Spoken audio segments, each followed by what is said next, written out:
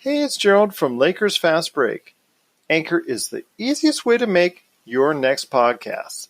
It's absolutely free, and their creation tools will allow you to record and edit your show right from your phone or your home computer.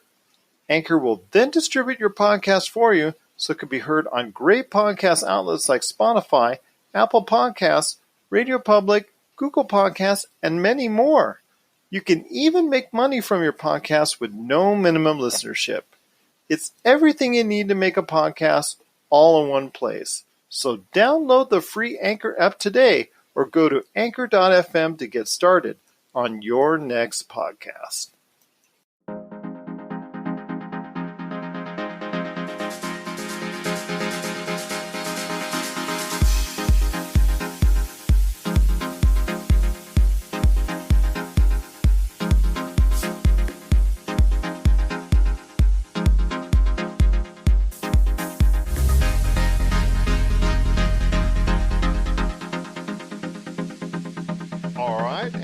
For another episode of the Lakers Fast Break podcast. It's Gerald Glassford coming right back at you here from Lakers Fast Break, Pop Culture Cosmos, Inside Sports Fantasy Football, and also Game Source. We thank you so much for listening to all of our great shows.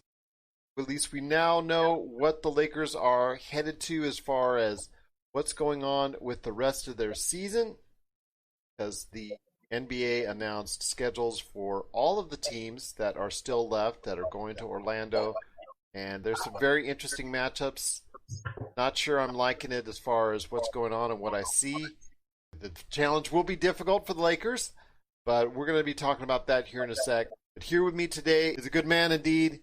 You got to check out what he's doing today at Lakerholics.net and be part of the conversation today at Lakerholics.net. It's the guy who runs it, the guy who's behind it all. I know him as Tom Wong, but you know him as LakerTom. And LakerTom, thanks for stopping by once again. Hey, Gerald, how you doing? I'm looking forward to this podcast. It looks like we're really going to see some basketball. I know there's a lot of naysayers who are thinking that we're not going to be able to pull it off, and that it's going to fall prey to the coronavirus pandemic. But I'm pretty confident that things are going to go through, and I think I'm actually encouraged by the small number of people that were tested positive of the players, by the Players Association and the league owners coming together and all supporting Adam Silver's plan. I even saw Dr. Fauci came out and said that, boy, it looks like a plan that's really well put together and has as good a chance as anything to really give us a shot at seeing professional sports in this climate of the pandemic. So I'm excited about the prospect of watching Laker games again, and we're almost like 1 month away from the first game. Well, so I'm excited. Against the Clippers, the NBA set the schedules out for the Lakers and the rest of the teams going forward in Orlando. And I'm telling you what right now, Tom, it's going to be something that's very interesting. Not exactly loving the way the NBA distributed these games, because the Lakers were dealt with what is looking on paper as the third hardest schedule of the NBA teams. Not exactly liking that, but it is what it is. It's out there. And I'll give everybody the rundown right now. It starts off July 30th against the Clippers, August 1st against Toronto, August 3rd against the Jazz, August 5th against Oklahoma City. On August 6th, it's the Rockets. August 8th, it's the Pacers. August 10th, it's the Nuggets. And August 13th, it's at a time to be determined, but August 13th, it's at the Kings.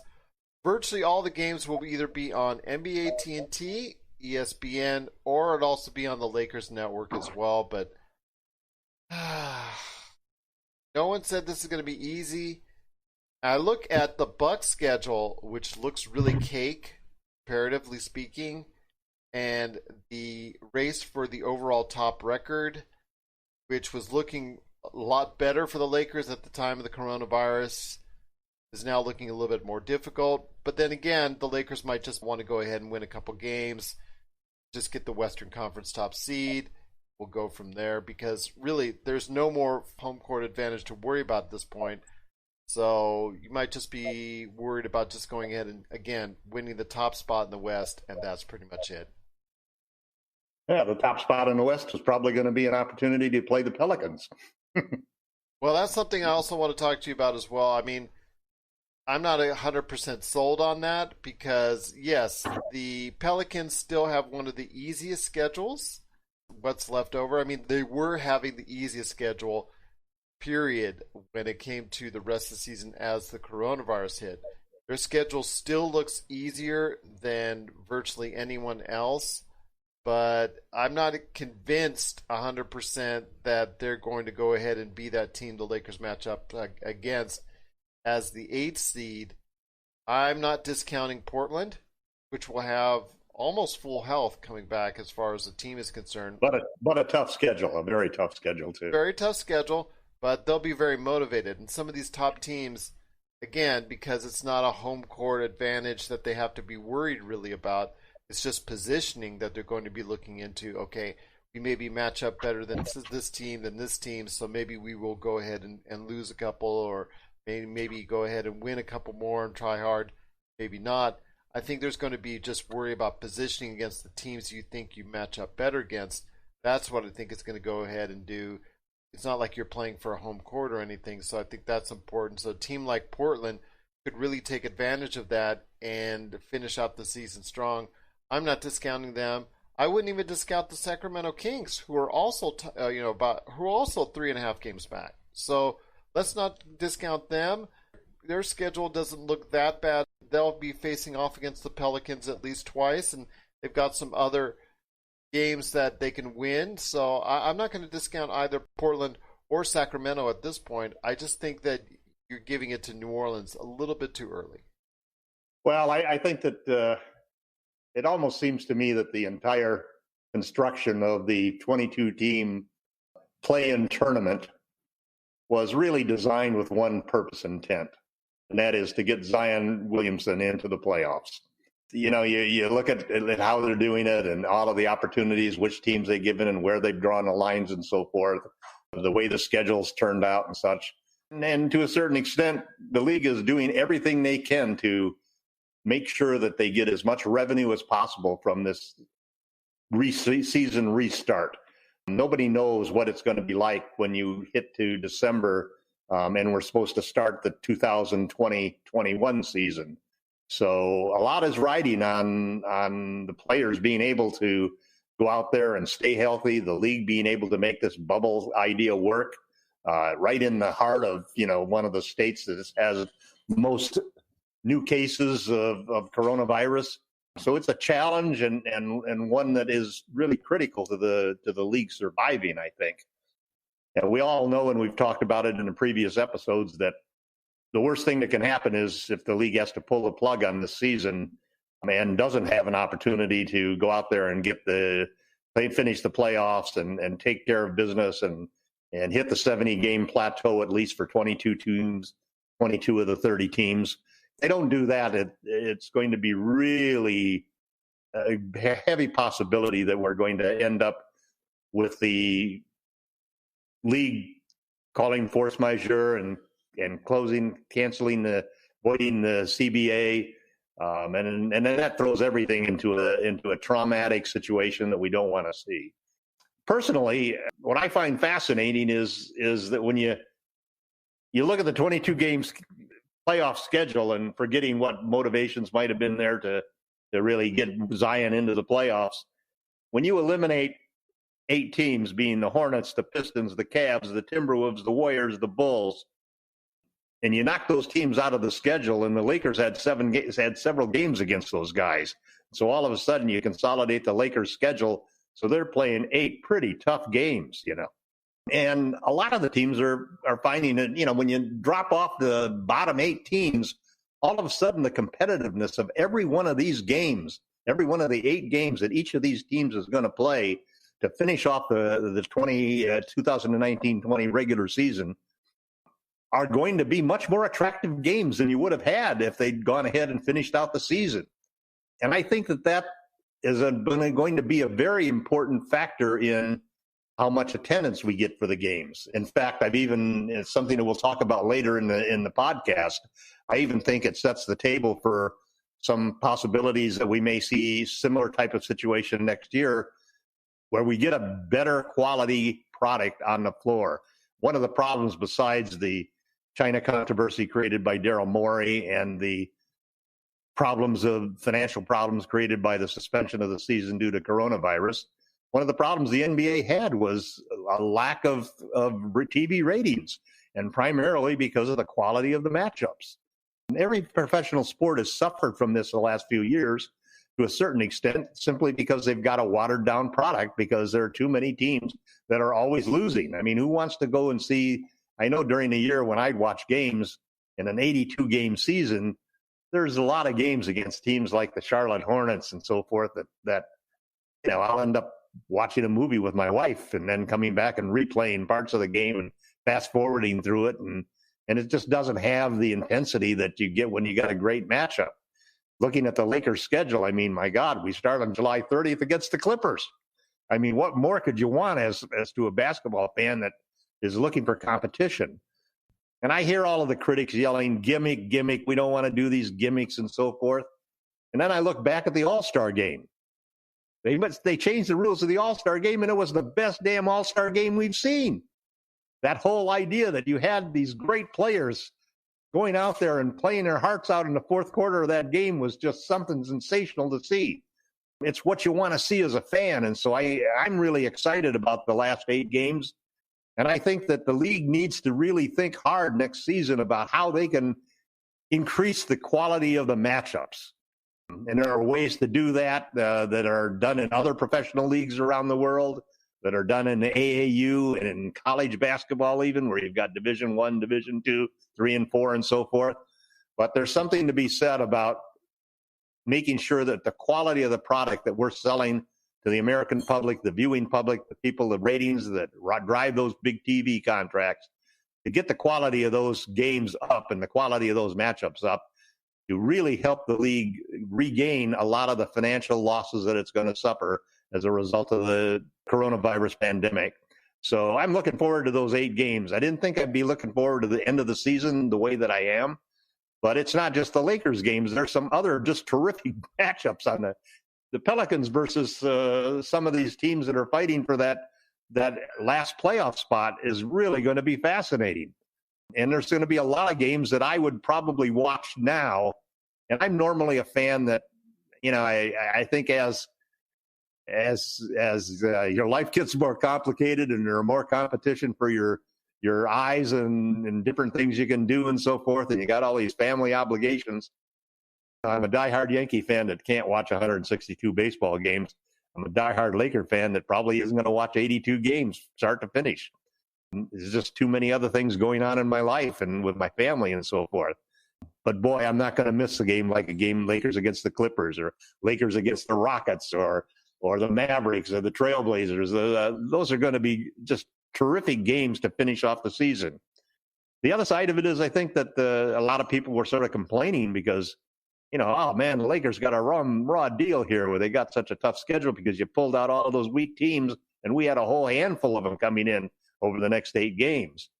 Well, the truth of the matter is I think that this is a benefit for the Lakers. The last thing you want to do is to go into the playoffs not playing your best basketball. And the only way you can get into gear to be playing your best basketball is to be playing against teams that are challenging you. And some of these teams are going to have a lot to go for, The Pelicans, the Mavericks, the Trailblazers, they're all going to be coming at the Lakers knowing that they have a chance to get into the playoffs. And they're going to be bringing their best. Not that every team doesn't always seem to bring their best out when it's the LA Lakers that are on the court against them. But I think we're going to see some really hard competitive games. And I expect the Lakers, maybe they'll coast the last 2 games against the Nuggets and Thunders because it's almost impossible for the Clippers to overtake them. And as you said earlier in your opening, there's no home court advantage. So all we're really talking about is pride and developing momentum as you head into the playoffs. Nobody wants to go into playoffs playing like a dud. And I think the Lakers are going to come out of this really full-born storming out to want to and enter the playoffs, winning 6 or 7 or 8 of those 8 games. We're signaling the ref for a quick timeout, but we'll be back with more of the Lakers Fast Break podcast. Check out what's been going on with the Pop Culture Cosmos Show and the PCC Multiverse. That is by far my favorite because it's also character driven and the stakes are high and there's much more of a mystery and intrigue to it. A game like Wolfenstein, which people are saying are one of the most socially important video games of the past 10 years. Catch our shows on radio worldwide 7 days a week or at any time on Podbean, Spotify, Apple Podcasts, or on over 30 more podcast outlets. Going after the top spot overall is going to be very difficult and challenging. Yeah. Look at what Milwaukee's going to be doing, and Milwaukee's got such an easier schedule, comparatively speaking. Some of the winners and losers, I mean, obviously the Lakers, if you want to look at that, but have a harder task to go to in this last 8 games. By seeing it, they should be able to take enough of them that it shouldn't be a difference, and there's no way they're going to give up that 5.5 game lead. As far as they go 4 and 4, and the Clippers could win all 8, and they're still gonna. Yeah. But and for the Bucks, the only reason that we would have wanted to overtake the Bucks in the regular season had they continued to the 82 game schedule, this home court advantage. That doesn't matter now at all. No, it doesn't. But some of the teams that I think are winners and losers in this, Milwaukee's a winner with an easier schedule. I think Memphis is looking rather difficult, and you're right. Yeah. If the league in and of itself is trying to slant it towards a Zion LeBron matchup, it certainly is there in the offering as far as the schedule is concerned, because Memphis' schedule is looking on paper to be a little bit more difficult than what I see that the Pelicans are doing. But I don't want to underestimate the Kings. And I don't want to underestimate the Portland Trailblazers and their road, because their road, yes, Portland looks a little bit tougher, but then again, they're at full strength. So, they went to the conference finals last year. This is a team that has a lot of pride in what you're saying, and they could easily go on a hot streak if Damian Lillard has the kind of support that he now may have once they get back to Orlando. Sure, the more that we talk about it, the thing that jumps out at me, Gerald, is how good these games are going to be. And it's going to be strange watching some of them at, like 11 in the morning or 1 in the afternoon. Because I guess they're going to play these slates of games. And is it 3 arenas? Do you have the details on that? There's 3 arenas. I believe 2 of them are going to be set up for national TV, from what I'm understanding. So it looks like something that is going to be very well thought out by the league on that sense. But yeah, I'm still concerned overall as far as what the impact coronavirus may have over this. I'm hoping that the environment will be controlled enough to where that it will be not a major factor in how the season ends up going forward. I'm hopeful for the health and safety of the players, first and foremost, and their families once the first round of the playoffs gets concluded. So that's my first concern, is for them and their safety and their health. And I think that you're right. It looks like more like they're trying to lean towards the Pelicans. But then again, it's actually could have been easier for the Pelicans because they had a lot of even bad teams. Easy schedule going before that. Yeah. I mean, so how long is the 8 games?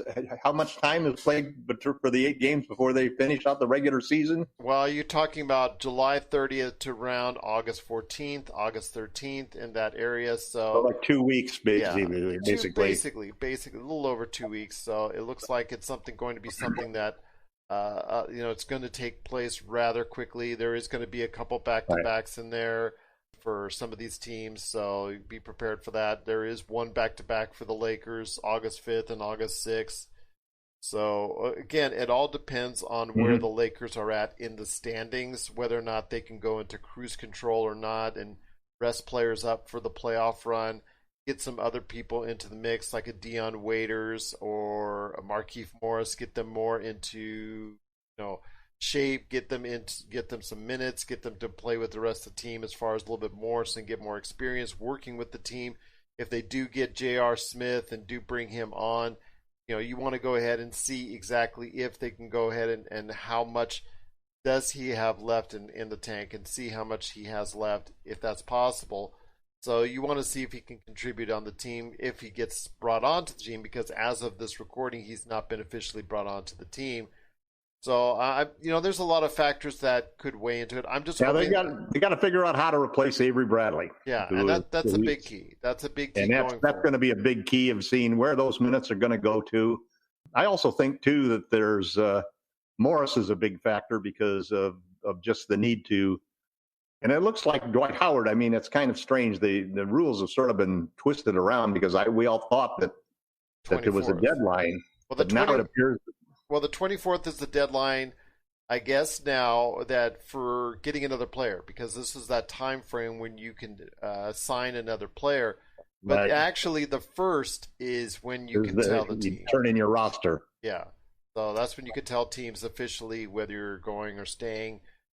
It's just right. The closer you get to the 1st, the closer you cannot do anything to replace a player with. Right. That's the I key. guess the 24th was a deadline if you were going to opt out for some medical reason or some reason like that. Because it's interesting, Dwight has not announced that he's staying. I think he is, and everybody seems to be under the impression he is. So we'll just have to hope. But I think basically. And then also what's kind of strange is the Lakers have not announced that JR is coming. And you hear various other rumors. So there's still a possibility of that happening. And then so I agree with you that the only other motive in those 8 games other than getting some momentum going is figuring out exactly how the new guys are going to fit in, who's going to play to replace Bradley's minutes, and so forth. You brought up the whole issue of the coronavirus. And we're seeing, around the nation now, 48 of the 50 states, there's only 2 states of the 50 states where the coronavirus numbers are declining. And so we've seen an explosion that has really sort of undermined a lot of the optimism that the NBA is going to pull off this entire bubble thing. And I think one of the things everybody's got to realize when you think about the bubble is it's not a static bubble, it's a decreasing bubble. You're starting off with 22 teams, and you're going to go 2 weeks. You make it through those 2 weeks without some major players testing positive and so forth, and all of a sudden you're down to 16. You run another 2 weeks, and you're down to 8. So if we get through the month of the month of August, where we're probably down to the Elite 8, if you will, I think by then you're talking about having 1/3 of the number of people in the bubble, which is going to make it a lot easier to control. And if players can at least hold out and make that first 30 days without doing dumb things, then I think you're going to narrow it down to where you've got 8 teams where the guys are pretty damn serious that, hey, we're one of the top 8 teams left. We have a chance to win a championship. We're not going to go out and do stupid things and risk that. And we're going to, they'll be a lot more motivated to stay inside of the bubble and not to make dumb mistakes and not to become lackadaisical the way that a good portion of the country, has become, so that all of a sudden we're back in this problem. So I think that's something important to look at, that while that bubble is sitting there in the middle of the heart of the pandemic in Florida, it's going to have an easier job the further we get along in the playoffs. And once we get through August, I'm pretty confident that if nothing happens to deter that situation and undermine the entire idea and force Adam Silver to do something he doesn't want to do, if we get past that month of August, I think that we're pretty much safe home. It's something to still look at when it concerns the 1st and who might actually be saying yay or nay going to Orlando. One of the things I wanted to ask you is, I've noticed that there really has not been that many players that are deciding to stay home as of this recording. Just a few players, and there's usually just some type of reasonable contingency. I mean, we saw with Avery Bradley, he's got a great concern for his 6-year-old son because of health issues, which is, like I said some before when I was talking to Rafael Barlow of the NBA Draft Junkies, that it's something very respectable, because as someone who has a daughter with a similar condition. I completely understand. Davis Bertans, he's staying home because he's had 2 ACL surgeries, and he's up for a big contract. He's up for the biggest contract.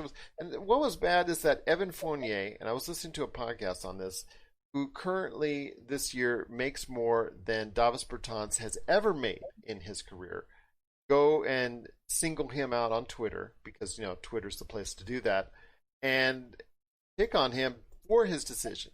But if you're playing on a team with almost zero chance of getting into the playoffs, and you have this big payday on the horizon for you, I don't blame him at all for that.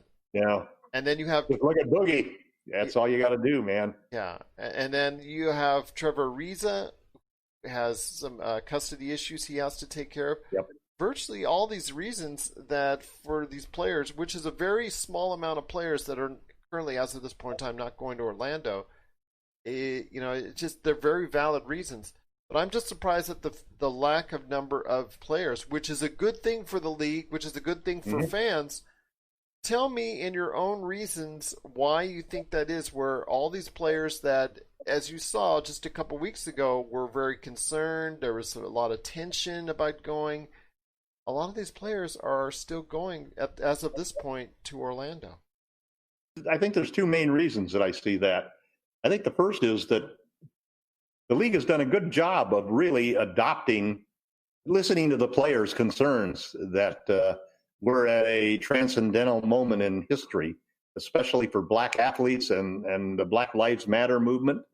And the league has really embraced doing everything they can to give the players a platform on which they can speak out politically. And I think that Danny Green had a great bunch of quotes that were in the news today, and he was talking about the fact that he can understand and appreciate how everybody is concerned about the movement, and that this is the time to be selfless and to think about your fellow players and your other people in your community who have been basically suppressed for 400 years. And is that not more important than going out and playing a game of basketball? Well, that's one way of looking at it. But the second way that Green was looking at it is, man, the NBA is doing a terrific job of giving us everything we could ask for so that we can go on the biggest platform that's going to be around, which is the NBA Finals, the NBA playoffs, and we can support it. They're going to even allow us to put what we want on the back of the jerseys instead of the names. There's all of these things. We talked before on one of the earlier episodes about all of the moves that the NBA could make in order to eliminate that objection that players might have a better way of supporting Black Lives Matter by not playing. Well, the NBA has done a good job making sure that they have given the tools to the players to take advantage of all of the media and of the platform that they have with the playoffs and everything. I think that's one big factor why you don't see a lot of players backing out. Well, that's good. The second thing is money. It's simple. I mean, it's not only just your salary for the rest of the year. It's also possibly your salary for next year, because if the CBA gets crushed, then everything is up in the air. So I think, like you've said before, money is the big driver of this whole thing. You cannot deny that. It's what makes the world go round, and the players realize that too. They're investing not only in themselves as players and their own careers, but in the league that has given them the opportunity to make this kind of money. The third thing is, these guys are the best 300 basketball players in the world, and they got that way because they have a drive to win. Every one of these guys, I mean, you hear the comments say, so-and-so is buckets. Every one of these guys is buckets. Don't kid yourself. I mean, they're so damn good at their sport and their craft and the effort that they make and the talent that they have. You even see the players now, the 8 teams that aren't going to be in this thing, they're lobbying now for the league to set up a second bubble so that they can play. Now, obviously, money is part of that. Those 8 teams want to get to their 70-game limit so they can collect on their own TV contracts, and the players want to get their money. They don't want to miss out on a third of the season's pay, if you will. But there's also that sort of pride that, hey, give us a chance to play too. Let's have our own little mini tournament. Everybody's coming up with gimmicks and ways to get it out there and have the games go on. And then there's just maybe a fourth factor that the country needs it. We need something. We need sports. When you look at the things that we're missing, they're postponing all of the major movie events until the theaters open again. There's no sports to watch anywhere. We have YouTubed and, gone back on so many different things, and we have discussed ad nauseum everything that you could possibly discuss to keep the conversations going. So the real reality is that the country is overdue for sports. And if we're going to be stuck back into another shelter-at-home period, which looks inevitable considering the way that the coronavirus is expanding everywhere that we look, man, it would be great to have some basketball to watch. And so I think that there's it's a perfect storm of things and reasons why. And then throw on top of it, only 5% of the players tested positive. And that 5% have more than enough time to recover so that they can play too. So why not? They've got a good plan in place. The NBA, like Dr. Fauci said, has done everything they can with a focus of protecting the players and the coaches and the staffs that are going to be involved in resurrecting the season. So let's go for it. And I think that they're going to be successful on it. And I'm looking forward to, I've been doing a lot of binge watching and binge reading and so forth. I'm looking for some binge basketball. I could easily sit down and watch 6 hours, 7, 8 hours straight of NBA basketball for a whole week, no problem, or 2 weeks until we finish that 8-game series. I'm looking forward to it, and I'm going to watch more games and I'm going to set my calendar aside, eliminate everything else off the calendar, and just watch basketball. But one of the things that is clearly said by Adam Silver is that if it gets problematic as far as the coronavirus is concerned, whether it's just to one team or whether it starts spreading out over amongst a series of teams, he is said already on record that he's not going to hesitate to put the kibosh on the rest of the season. He's willing to go ahead and cancel it if it becomes very problematic. And I credit him for that, at least the fact that, yes, right now, as you said or what you read in Eric Pincus's article about, they're playing for the money, and that's a great part of this. But still, Adam Silver has said that he's not going to risk the player's safety and health to the point where it gets too problematic. I mean, if there's going to be a point in time if the coronavirus spreads throughout this bubble that he's just going to have to call it a day. Well, you hope that, sometimes it gets kind of scary when you think about the fact of how many people in the White House and that, which we expect to be the most protected bubble that we have around, how close that got to the president and vice president. But I think I think we learned a lot of lessons about that situation. And as I said before, I think that as the bubble decreases, as the number of teams reduces as you go through the playoffs, then your chances of continuing to increase. So August is going to be a tough month. August is probably going to very well see some of the highest number of case counts that we've ever seen. And I give Adam Silver credit for being able to pull the plug. He's not going to pull a Donald Trump, if you will. If things get bad enough that he has to do something, he's going to do something. I wish our president would at least put a mask on and be a leader and show people that he really cares about things rather than politicizing. We're the only country in the entire world that has politicized the coronavirus. Well, let's not politicize this podcast anymore. We're going to go ahead and stay on the Lakers, so stay focused on the Lakers.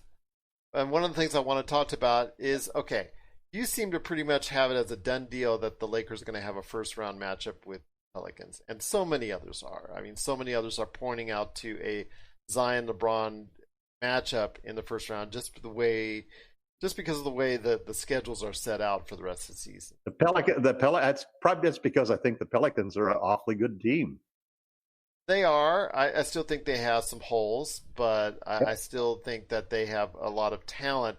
I don't know if all those pieces fit, 100%, but they have like a lot of talent, and that's something that is going to have to be remedied, I think, over the next couple of years, so that the Pelicans can even go to a notch higher.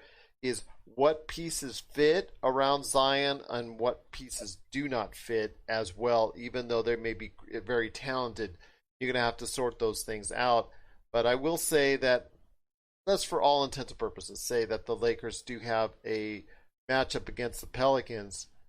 Before we even get there, what is the, remind me again, how close do they have to be in order to have a playoff? I believe it's 4 games.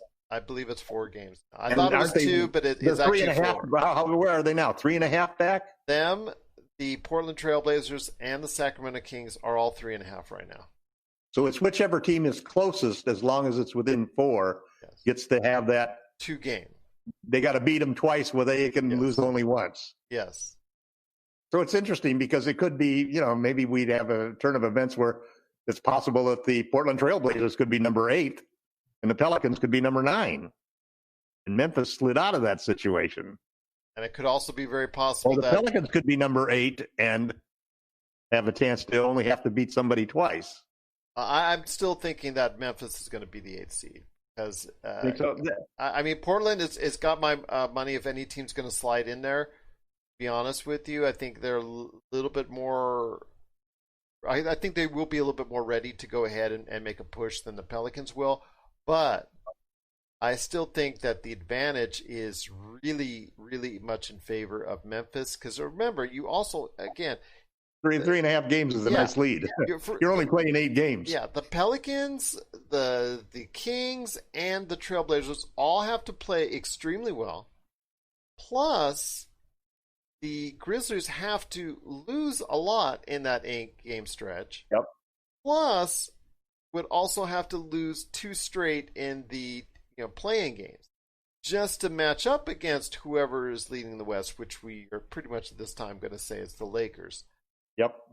So that's a tall task, my friend. That's a tall task. But okay, let's humor you. Let's look at that series, though. There's an interesting aspect about, let's say the Grizzlies are number 8 and the Pelicans move up to number 9, and they have their little, 2 or 1 game, the little play-in tournament there. I'll humor you. Let's go with the Pelicans. Let's go with the Pelicans.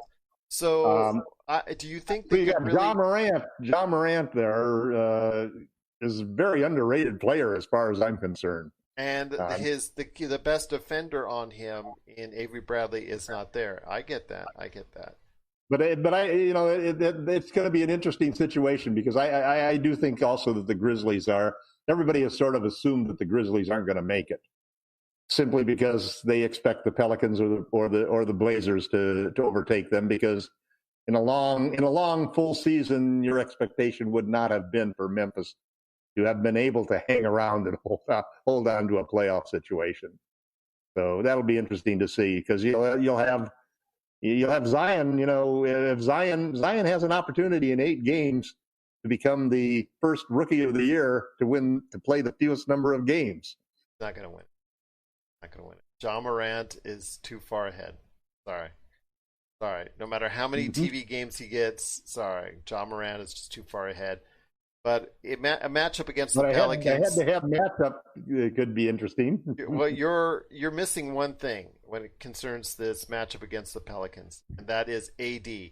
AD, after the way he left New Orleans, and I'm going to say this, he is not going to go ahead and lose face over this. He will not allow Pelicans to win that series. Besides, I don't think Zion is ready to go ahead and match up defensively against him. And I think that would be a problem for him. The Lakers can throw enough size to at least slow down Zion a little bit, but there's nobody to match up against AD. AD has had his way in I think in every game this year against New Orleans.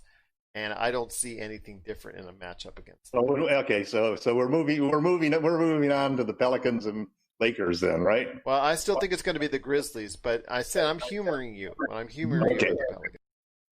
Okay, so let's say if it's, I tend to agree with you 100%. I think that In fact, I actually think that the Lakers would probably prefer to play the Pelicans than any of the other 6 teams that are going to make the playoffs in the West. The Pelicans is, even though everybody talks about how threatening they could be with all of that young talent and with Zion, peaking and showing that he deserves Rookie of the Year and so forth, it still comes down to the fact that the Lakers have 2 superstars. 2 superstars who I think are going to be, we're going to see a version of playoff LeBron and playoff Anthony that are going to be enough to carry the Lakers through. I don't think the Lakers are even going to have, I don't even think they're going to go to a 7th game in any of the series to win the championship this year, assuming everybody's healthy and the coronavirus doesn't derail the entire bubble. So I'm not worried about the Pelicans. I think they'll take the Pelicans in 5. I think they'll take the Grizzlies in 5, maybe 4. Well, I think that of the matchups, it would be Portland. I think that would be the most problematic for the Lakers. Portland would be the toughest of the 3 matchups simply because they got a great guard who is ultimately confident and has shown that he can do it against the Lakers. Yes, that would be the one that would name something to one scary dude on the court, man. Yeah. But the Lakers have shown that they can handle the Portland Trailblazers, but vice versa. I mean, in the Kobe Memorial game that they had, he went off and was the main reason why that they beat the Lakers. So it's going to be interesting to see as we get closer, and especially getting into those games, the 8 games that are going to be played, exactly how that's going to work itself out. But I'm still thinking that the Grizzlies have a little bit too much of a cushion. And there's too much cushion counts. You're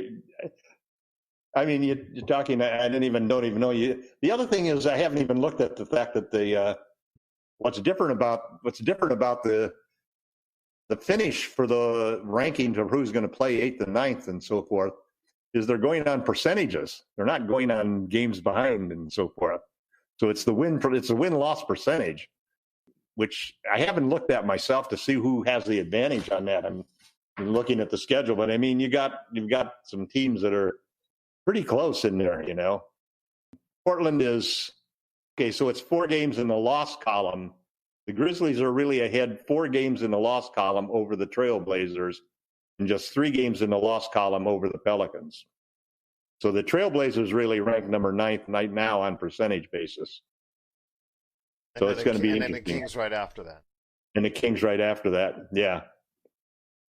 But boy, that, I have to say, earlier in the year when we had our various conversations about all of the talk about a play-in tournament and so forth, I was basically always against the play-in tournament. But I have to admit now that looking at the way that they've structured it, it could be pretty exciting. And obviously I don't think in a regular season that, we're seeing a lot of things that could become templates for how next season could go, because the league is going to want to have better matchups, especially on the TV contracts and so forth, because all of a sudden you can't have drops in TV ratings if you're not going to have fans in the stands.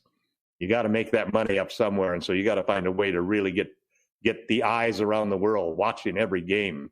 And the big criteria for that is you just can't have any dud matchups. And we had a lot of them on ABC and TNT and so forth this last year. So it's, it'll be very interesting to see. And I mean, you got to figure that the TV ratings are going to be sky high just because we haven't had basketball to watch, At least early on. Yeah, the Kings versus the Grizzlies could be the, number 1 game of the year if it was compared to the earlier in the season. They could rival the Lakers and the Bucks and the Lakers and the Clippers games. At least you would expect them to be. And the Lakers and Clippers games, that first Laker and Clipper game, I mean, if that is not the highest ranked game in the history of regular season NBA, counting this as part of the regular season, as far as ratings are concerned, yeah, if that's not the highest rating game ever, I will eat this podcast. It's an impossibility. There are going to be so many eyes on that game.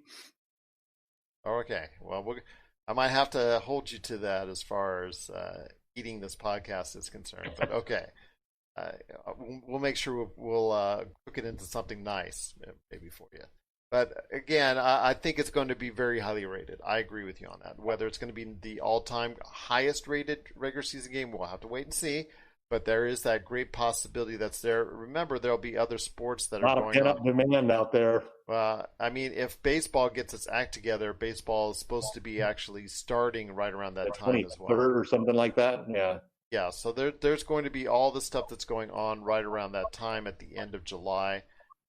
Movies are not going to be one of them, it looks like, because movies are getting pushed back. Major movies like Tenet, Mulan, they're all being delayed into August, so that's not going to be a distraction. But yeah, it's going to be something that's very, very interesting to see how this is laid out. Just amazing to see how this is going to be, thought out by the league and how they're going to go ahead and carry and pull this off.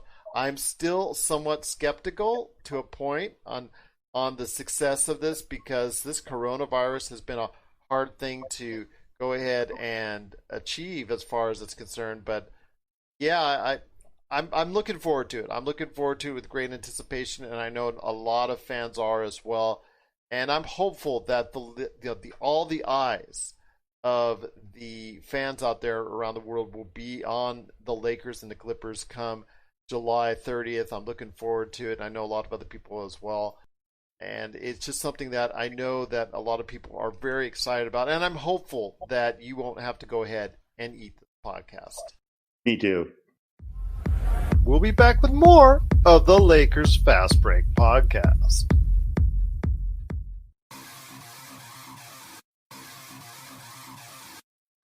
Needing an edge for your fantasy football team? Listen to the guys at Inside Sports Fantasy Football for insight that will help you reach your league championship. That's Inside Sports Fantasy Football. Check it out today on your favorite podcast outlet. Before we head on out, my friend, I want to go ahead and cover some things that you talked about. I mean, I know you had some recent articles on Medium.com, so if you want to go ahead and share everybody what's been going on there, and then we'll lead that into what's coming up to date for everything that's going on at Lakerholics.net as well. Well, it's been really an interesting time. We're finally now starting to see traffic get back. People are starting to get interested, and a lot of guys who took vacation from blogging every day with us are back on the site and chiming in.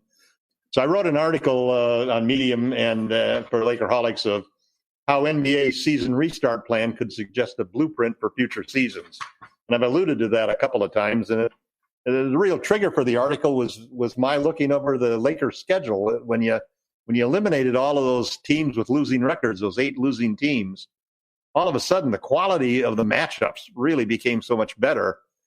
And I started thinking, well, the league has wanted to split the season into 2, with this mid-season tournament, and talking about different ways of getting revenue and also trying to address that problem that we both talked about several times, which is that the TV ratings were down this year, and we've had that's after a decade of rising ratings. All of a sudden, it was like the league wasn't developing the kind of interest that it had been used to. And so I started thinking about different schemes and basically became enthralled with some of the things that the league was experimenting with in this particular season restart plan. And there are several factors, one being limiting the number of dropping out 8 teams so that you have only 22 teams playing in the last 8 games, which ends up really upgrading the attractiveness of every one of those matchups dramatically. Secondly, there's the play-in tournament, which all of a sudden, adds another wrinkle that we haven't had in the past. It's sort of like putting the wild card game did to baseball. And I think that's a big factor in there. And so I started looking at things like the way that some of the European soccer leagues actually have 2 levels where teams can promote themselves if they win up to the higher level. And if you don't do well, you'll get demoted down to the lower level. And I came up with this scheme of that sort of is a way that the NBA could take the experience they're getting from the season restart plan that they're implementing now into dramatically changing how the season works. And for example, they could divide the season in half with 30 teams playing each other in the first half, and then a mid-season tournament determining 16 teams that would be in an A division for the second half of the season and 14 B teams that would play against each other in the second half of the season. And you could do it by giving the top 5 teams in each conference a bye. That would leave 6 teams in each conference. Those 6 teams in each conference could then play across against each other, with the idea being that it's a one 7-game series, and whoever loses goes into the B League, and whoever wins stays in the A League. And then the second half of the season, you'd have the 16 best teams playing each other for 41 games. So you would really have great matchups as you finish the season. The B teams, on the other hand, would be playing teams that are sort of equal to each other, and they would have a better chance to have a winning record the second half of the season. And you could then even set it up where the top 2 teams in the B League would end up in a play-in tournament against the bottom 2 teams in the A League, so that they'd have a chance to promote themselves and to get into the regular playoffs. And it's just one idea of that the league could do, and I think we're going to see a lot of things like this being considered. While there's some fans who responded on Lakerholics as looking at it as a gimmick, and it is a gimmick. It's a gimmick the way that the wild card game is a gimmick. It's a gimmick the way that the fourth quarter of the All-Star game was a gimmick, and so forth. But what it does is it increases the quality of the product that the NBA is presenting to its fans. And it involves everybody with a chance to make the playoffs. You have more teams involved and just a lot more action. You all of a sudden have a midseason tournament that has meaning, so that you can really take a pause and really have a lot of action that you wouldn't normally have. So I think that there's a lot of my whole purpose for writing the article was basically just to get people starting to think about what are the different options the league could do to make it better. And I really like the whole idea of a league that is split in half, where the first half determines who the A and B teams are, and the second half then gives you upgraded quality for the top 16 teams to play each other, so that when you get to the playoffs, you really have, everybody's going to do great in the playoffs. The playoffs have always been it for the NBA. But that 82-game season has gotten longer, it seems, and drearier. And a lot of it, the first part of it, hasn't been very interesting because you're up against NFL football. And the second half of it has ended up with a lot of tanking teams and so forth. And I think the 2-tier approach toward restructuring the second half of the season makes a lot of sense. So it's a fun article. It's on medium.com under LakerTom. And if you want to join in the conversation on Lakerholics.net, we've had a host of people chiming in on what their opinions are, from a great idea to a crazy gimmick that nobody's ever even considered. So anyway, it's something that we've had a lot of fun with. There's a lot of other topics going on the site. So I invite everybody to come in and join in the conversation. If you're an informed fan who cares about basketball and is passionate about the Lakers, it's the perfect place to have some online conversations. Gee, what are the chances you would throw something crazy out there? They must be very long. I'm also being very facetious. CrazyTom is at it once again, and you can find out what he's doing today at Lakerholics.net. Be part of the conversation today at Lakerholics.net. And I'll tell you what, though, Tom, it's funny because I'm seeing the feedback on Lakerholics.net and all the stuff that is being said, from your CrazyTom to okay, I kind of agree with you on this, but there's a lot of other things that are being talked about, including J.R. Smith becoming a member of the Lakers, and this has also become a very divisive hot button issue on Lakerholics.net. So I want to hear your thoughts from the feedback that you're getting on JR. Are people digging it, or are people not so digging it? Because I'm seeing a mixture of both. Well, who would have thought at the start of the season that we would be talking about going into the playoffs and the Lakers would possibly have Dion Waiters and J.R. Smith, along with Dwight Howard and JaVale McGee, Shaqtin' Fool's number one star.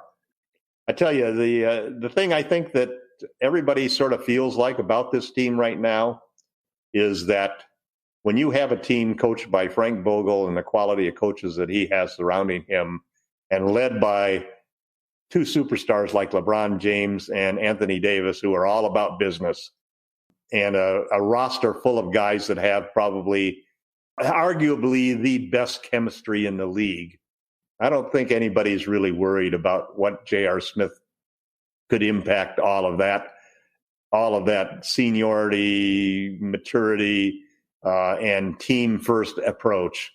I don't think they're worried about Dion Waiters or J.R. Smith being anything to upset the apple cart. And then the other thing I think that a lot of people are not worried about Avery Bradley is because we've got, everybody keeps talking about I hear all the time how the Clippers supposedly have more depth than the Lakers, and I don't understand that at all. Because in the front court and the back court, the Lakers are stronger and deeper than the Clippers are. The Clippers have a better wing situation because they've got two great wings in PG and Kawhi. But when you look at the depth the Lakers have at the guard position and the depth that they have in the front court at the center and power forward position, I'm not at all worried about, Avery Bradley.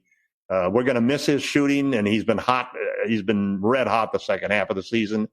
But we got Alex Caruso, and I think Caruso and KCP are the two guys who are going to step in and take a lot of those minutes. And then I think also, they can up Danny Green's minutes a little bit, and I think it'll give Waiters and JR a chance to find the spots and the matchups that make sense for the Lakers to insert them. And either one of them are the kind of guys who can come in there and all of a sudden give you a 20-point game. So it's next man up as far as the Lakers are concerned with Avery Bradley. And I think that nobody's worried at all about the Lakers' chemistry or determination to win being at all affected by any crazy antics that Dion or JR could concoct. And once again, you can be part of that conversation to share your thoughts on Dion Waiters, J.R. Smith, and any one of the Lakers that you choose. You can be part of that conversation and share your thoughts today with other great Laker fans at Lakerholics.net. If you have any questions for us, LakersFastBreak@yahoo.com, or just reach out on us on the Twitter at LakersFastBreak, or you can reach out to Tom. No, he's not at CrazyTom. He's actually at LakerTom.